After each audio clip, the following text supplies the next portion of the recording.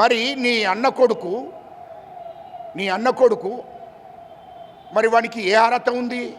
వాణ్ణి భద్రాచలానికి మరి గుడికి వస్త్రాలు పంపించారు. అధికారపూర్వకంగా అధికార సెక్యూరిటీ పెట్టి, ప్రభుత్వ సెక్యూరిటీ పెట్టి, కాన్వాయి పెట్టి, అధికార యంత్రాంగాన్ని అలాట్ చేసి మరి నీ అన్న కొడుకు కేటీఆర్ కొడుకు వాడు పోయి గుళ్ళే పట్టు వస్త్రాలు సమర్పించాడు.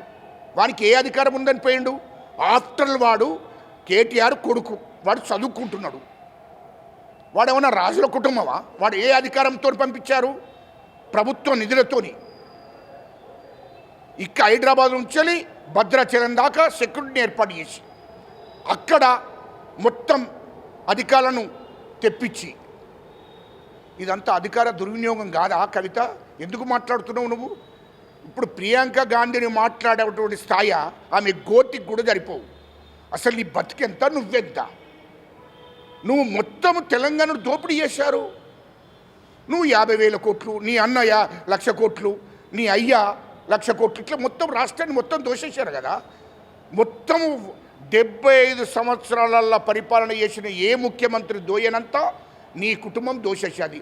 75 సంవత్సరాలు ఈ దేశాన్ని పరిపాలించినటువంటి ఏ ముఖ్యమంత్రులైనా ఈ రాష్ట్రంలో భూములను కాపాడారు. కానీ మీ అయ్య ముఖ్యమంత్రి అయిన కేసీఆర్ ముఖ్యమంత్రి అయినాక ఈ రాష్ట్రంలో దాదాపు 30,000 ఎకరాల భూములను మొత్తం దారదత్తం చేసి మీరు 50% మీకు, 50% వానికి కొన్నోనికి.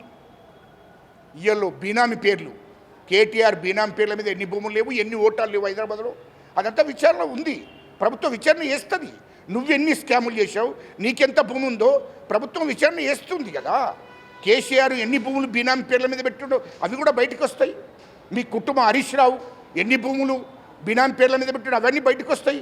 మొత్తం హైదరాబాద్ చుట్టూ భూములు లేకుండా చేసిందే మీ అయ్య ముఖ్యమంత్రి అయినాక. మీ ప్రభుత్వము, మీ నలుగురే, మీ కుటుంబమే భూములు లేకుండా చేశారు. ఇప్పుడు బంచరాయి, సికాం, మరి పరంపోగు, ఈ భూములన్నీ లేవు.